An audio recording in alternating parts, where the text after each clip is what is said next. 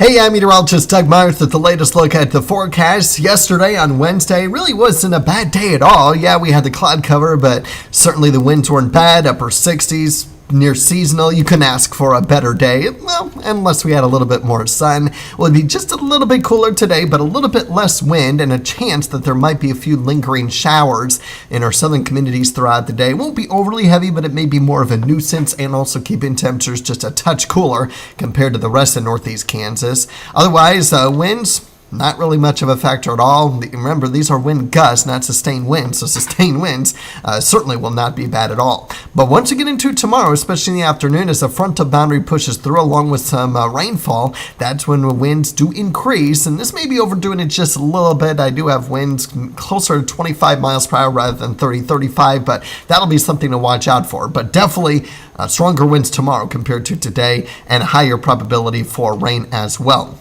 Most of the rain so far this week has remained south of I-70, but where it's needed the most with the drought monitor, where the extreme exceptional drought is. So good news for those areas.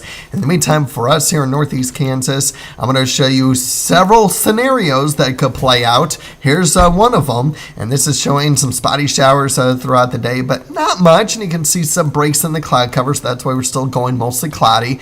As we head into tonight, our short-term computer models are indicating that we will have rain after midnight. Our medium and long-range models hold off on the rainfall until closer to sunrise, leaving most of tonight dry. So there's a little bit of uncertainty on that. I did put in a rain chance tonight just in case, but it would stay out in our western communities if there is going to be rain.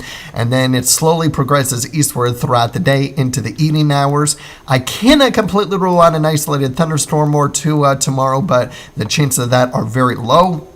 In fact, taking a look at how much rain we could potentially get, again, it's still a possibility that some areas may get some isolated heavier amounts compared to other areas, and I'm still leaning more towards this being an outlier, but it is a possibility and we have to keep an eye on it.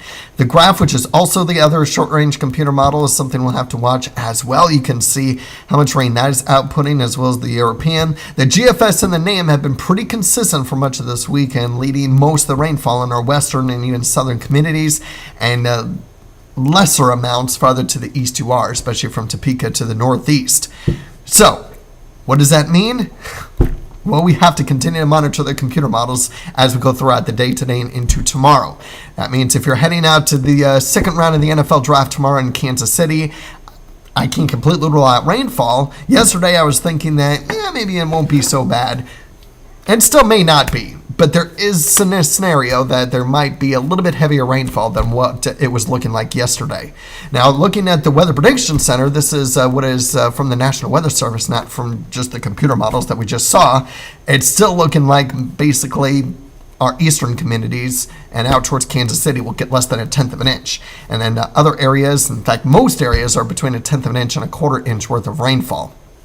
And again, this is for the next 7 days.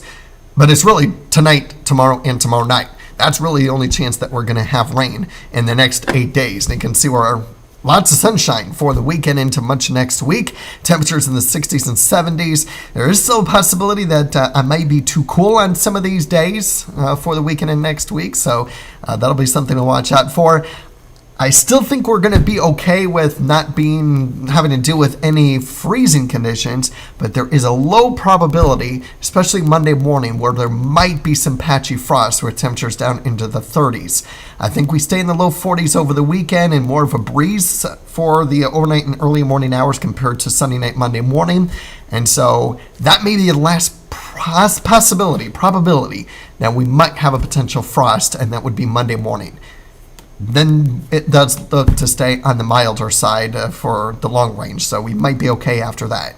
And so that'll be something to continue to keep an eye on as well. Stay with us over the course of the next 24 to 36 hours with our rain chance, and then, of course, keeping an eye on that small probability some areas may be cool enough for some patchy frost. Probably not this weekend, but better chance by Monday morning.